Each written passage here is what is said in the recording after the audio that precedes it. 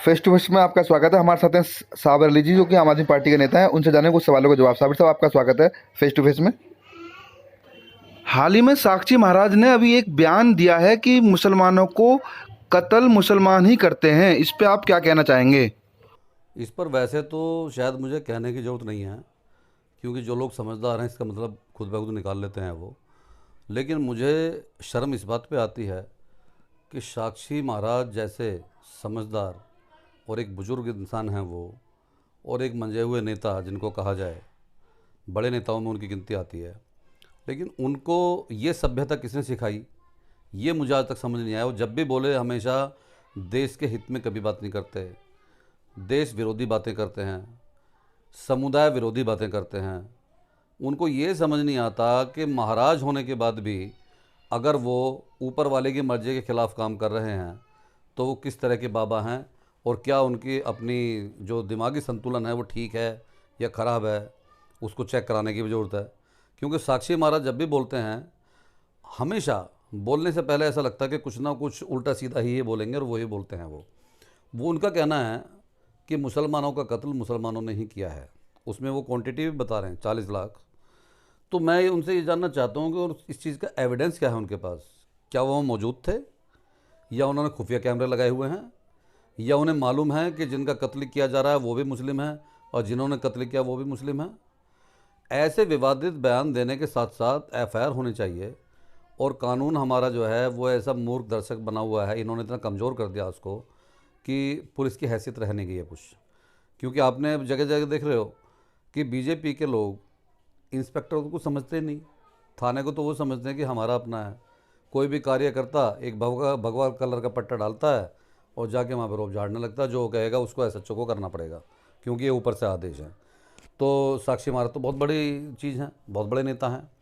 लेकिन मुझे अच्छा तब लगता, मुझे क्या पूरे देश को तब अच्छा लगता है कि रबिया सैफ़ी लड़की को जो मर्डर किया है, आपको शायद मालूम नहीं है कि उसके ऊपर कितने वार किए गए।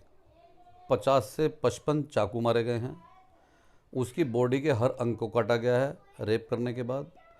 इस पे उनको देश की बेटी नज़र नहीं आ रही साक्षी महाराज को। साक्षी महाराज को 40 लाख मुस्लिमों का कत्ल नज़र आ रहा है कि वो किसने किया। अगर थोड़ी सी भी इनके अंदर कुछ सभ्यता होती तो एक देश की बेटी है, हम सबकी बेटी है।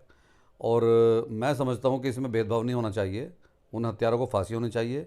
और इसमें सबसे बड़ी बात एक ये निकल के आ रही है, वो लड़की डीएम ऑफिस में जॉब करती थी और वो दिल्ली से किडनैप हुई है, लेकिन दिल्ली पुलिस उसमें एफआईआर दर्ज नहीं कर रही है। वो कहती है जी इंसिडेंट तो वहाँ पर हुआ हरियाणा में, मान लिया वहाँ पर हुआ, लेकिन किडनैपिंग तो यहाँ हुई है, तो क्राइम तो यहाँ भी बनता है ना।